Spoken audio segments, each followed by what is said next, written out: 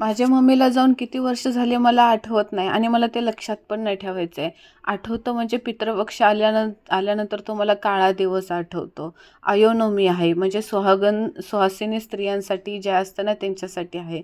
माझी मम्मी सुहासिनी होती ना म्हणून माझी भाऊजं तिच्या जागेवर मला सुहासिनी म्हणून जेवायला बोलवते. मी कधीच वेळेवर पोहोचत नाही कारण का माझ्या सगळ्यांच्याच मागं संसार असतो, घरातलं काम असतो.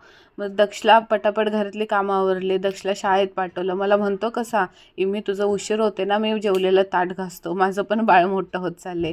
मला नाही माहीत मी बांगड्या का घेतल्या, पण मला अशी सहज इच्छा झाली की मम्मीसाठी बांगड्या घ्याव्या. पितृपक्ष जवळ येतो ना, तेव्हा मला मनातल्या मनात एक दुःख लागते. मम्मीची आठवण येते, पण मी रडत नाही कधी. मी आता तेवढी स्ट्रॉंग झाले. मला रडता येईना झाले असं वाटते माझ्या जागेवर पाऊस रडत आहे. खूप पाऊस पडत होता. घरी पोचले. मला फोटोकडे नाही बघू वाटत, अजिबात नाही बघू वाटत. जरा जरी बघितलं की डोळ्यातून पाणी व्हायला लागतं.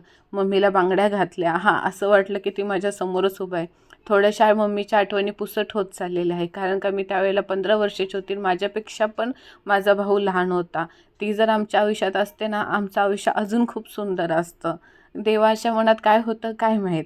मम्मीला ना वडी खूप आवडायची. हो, मम्मीला वडी खूप आवडायची आणि मम्मीची शेवटची इच्छा एवढीच होती. तिने तिच्या भावांना म्हणजे माझ्या मामांना सांगितलेलं की माझ्या निल्याची, माझ्या मुलांची काळजी कर आणि मम्मीला एवढंच सांगायचं की आम्ही आता ठीक आहोत. ती जर असती तर नातवंडांना बघून किती खुश झालेले असते. पण असो, ती नाही आहे, पण माझं माहेर पण ठेवण्यासाठी माझी भाऊजं आहे. माझे पप्पा पंढरपूरला गेलेले. तिनं पप्पांनी आणलेला प्रसाद, भाजी वगैरे तिने बांधून दिली. माझी ओटी भरली. मला मी खूप रडणं कंट्रोल केलं. मला दुसऱ्यांसमोर रडायला पण आवडत नाही. पण हा माणूस म्हणजे कारभारी आयुष्यात आल्यापासून खूप खुश आहे आणि मम्मीला एवढंच सांगायचे, मम्मी आम्ही दोघं पण खुश आहोत.